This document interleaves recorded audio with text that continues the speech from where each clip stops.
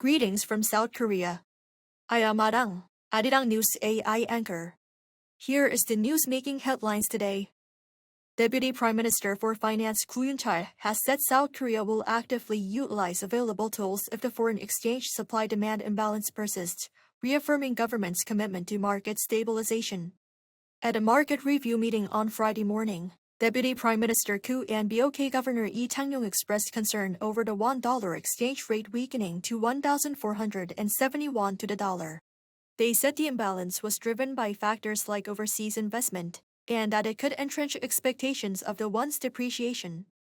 Meanwhile, with the Deputy Prime Minister's comment, the rate, after nearing 1,475 won, strengthened by 19 won, to an intraday low of 1,455.9 won.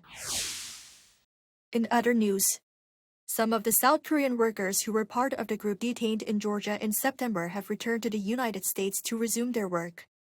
According to Im Tae-hwan, the president of the Korean American Association of Southeastern Georgia on Thursday, some of the workers returned to Georgia to complete their assignments and encountered no major issues at the airport when entering with their existing B-1 visas. More workers are seeking to obtain the B-1 visa, rather than relying on the ESTA visa waiver program even if the process takes more time. In September, U.S. immigration authorities arrested and detained more than 300 South Korean workers at the Hyundai Motor Group and LG Energy Solution joint battery plant in Savannah, Georgia. Foreign investors continued a trend of net purchasing of South Korean stocks for the sixth consecutive month in October. According to a report from the Financial Supervisory Service on Friday, foreigners net bought 4.205 trillion won, or around $2.88 billion worth of listed stocks last month. However, they net withdrew 178 billion won worth of listed bonds, marking a switch to net withdrawal after just 1 month. By region, the UK and Ireland led the net purchasing of stocks, while the US and Kuwait were net sellers.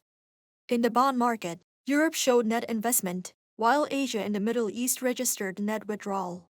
By type, there was net investment in government bonds and net withdrawal in special bonds.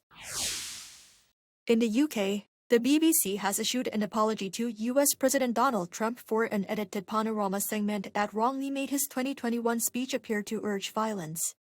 The broadcaster said on Thursday, the splice was unintentional and that it has withdrawn the 2024 program, but it is refusing Trump's demand for compensation.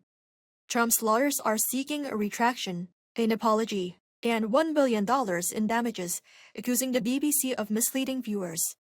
The dispute grew this week after a second edited clip was revealed, this time from a 2022 Newsnight broadcast. That is all from me today.